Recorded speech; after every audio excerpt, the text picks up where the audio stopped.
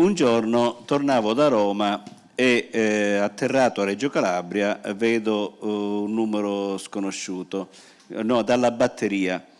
Dice c'è il ministro Del Rio, perché allora Del Rio era ministro del governo Letta. Sì, Letta. Dice dottore, dovrei parlarle se può salire a Roma. Dico guardi, io adesso sto atterrando, come salgo a Roma? No, dice deve salire subito. Ma guardate che qua non ci sono aerei. No? Comunque gli ho detto vedo se riesco a trovare qualcosa. Entro nella stanza di Del Rio e trovo Renzi, trovo anche Renzi.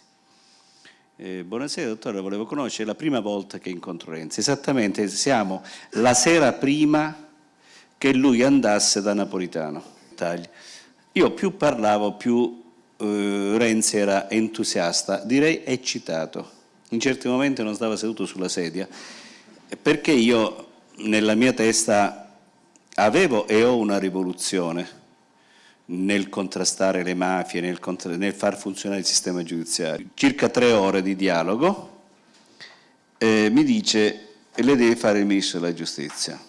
E per fare le rivoluzioni ci vuole nella testa, bisogna avere la guerra, col fioretto non andiamo da nessuna parte. No, lei deve fare il ministro. Dico, ma scusi, tutta quella gente lì, queste modifiche, guardi che non passeranno mai in Parlamento.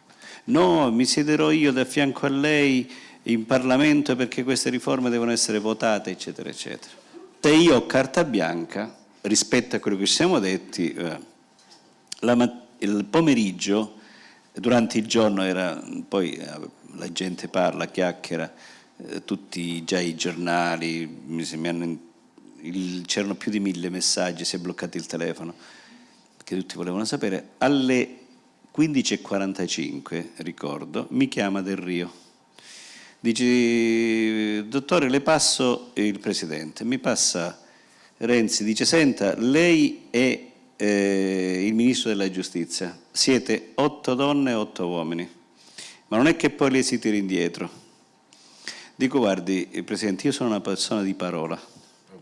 Se noi rimaniamo come si rimane stanotte, va bene. Allora io proceda.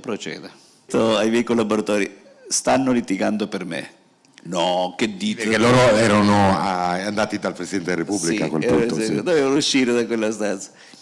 Quando è passata 1 ora e mezza non uscivano, dopo 1 ora e mezza mi chiama Del Rio.